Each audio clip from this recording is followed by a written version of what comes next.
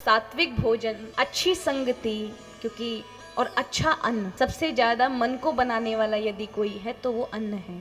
इसलिए हमारे यहाँ पहले भगवान को भोग लगाकर फिर परिवार को और खुद खाना चाहिए। अगर जो बिना भोग लगाए, बिना गौ ग्रास निकाले, बिना अतिथि को भोजन कराए खाता है, वो अपने पाप खाता है, उसकी बुद्धि बिगड़ जाती है। इसलिए हमेशा अगर गौ ग्रास नहीं निकल पाता है तो गौ ग्रास के लिए कुछ हिस्सा निकाला करें। अतिथि भोजन नहीं हो पाता है तो कभी कोई भंडारा आदि हो, उसमें थोड़ा सा अपना, चाहे जितना आपकी सामर्थ्य उतना दिया करें। और भोग तो प्रतिदिन लगाया करें ठाकुर जी को, थाली लेकर के ठाकुर जी के समक्ष। अब लोग क्या करते हैं, एक प्लेट लेंगे, उसमें रोटी रखेंगे और उस पर चीनी रख देंगे ना, और भगवान के समक्ष लगा देंगे। और अगर वही तुम्हारे यहाँ घर मेहमान आते, रिश्तेदार आते, तो क्या यही थाली लेके जाते चीनी रख करके? तब बड़े महाराज बढ़िया तरीके से सजाते, अच्छी अच्छी कटोरियों में प्रसाद लगाते और फिर रिश्तेदार के समक्ष प्रस्तुत करते। लेकिन ठाकुर जी के समक्ष हम ऐसा करते हैं, प्रभु हमारे घर के मालिक हैं, हम जैसे नहीं खाते उससे भली भांति ठाकुर जी के लिए परोसना चाहिए। जब आपके अंदर ऐसा भाव होगा, जगतपति हमारे घर राजभोग करने आ रहे हैं, तो जितने भाव से आप पवाओगे महाराज, साक्षात प्रभु पाते हैं। फिर उस घर में महाराज समृद्धि की, धन की कोई कमी रहेगी? फिर उसी भोग को उठा करके सारे भोग में मिला दिया। और कितने समय तक रखना चाहिए भोग? कम से कम 15 मिनट और ज्यादा से ज्यादा आधा घंटा, इससे पहले नहीं उठाना चाहिए। पर लोग क्या करते हैं, बहुत लोगों को देखा है, लेके जाएंगे प्लेट, पहले तो प्लेट में ही महाराज एक चपाती, एक रोटी रखेंगे, उसके ऊपर चीनी, और ठाकुर जी के समक्ष रख देंगे।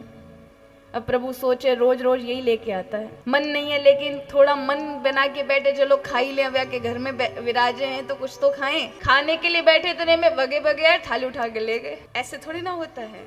भोग बड़े प्रेम से लगाना चाहिए, आनंद के साथ लगाना चाहिए, क्योंकि अन्न यदि भगवान का प्रसाद होगा तो आपकी बुद्धि को भी प्रसाद में ही कर देगा, निर्मल कर देगा, पवित्र कर देगा। अच्छे अच्छे विचार आएंगे, अच्छे अच्छे आइडियाज आएंगे। जरा विचार करें, ये संसार में जितने भी आप वैज्ञानिक चीजें देखते हैं, ये तकनीक देखते हैं, ये आविष्कार देखते हैं, किसकी देन है? एक मन के विचार की।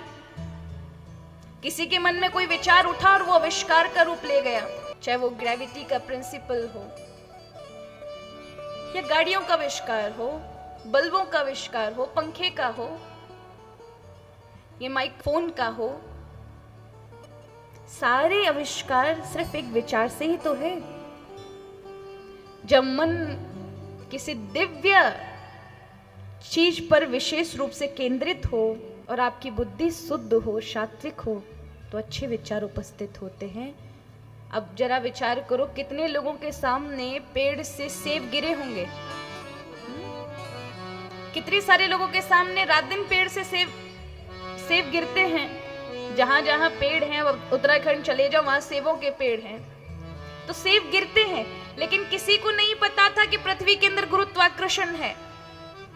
लेकिन एक महाराज साइंटिस्ट बैठा था पेड़ के नीचे, और उसे कुछ जानने की अभिलाषा थी, और उसके सामने एक सेब गिरा और उसी ने ग्रेविटी का प्रिंसिपल लिख दिया कि पृथ्वी के अंदर गुरुत्वाकर्षण है, पृथ्वी अपनी ओर खींचती है।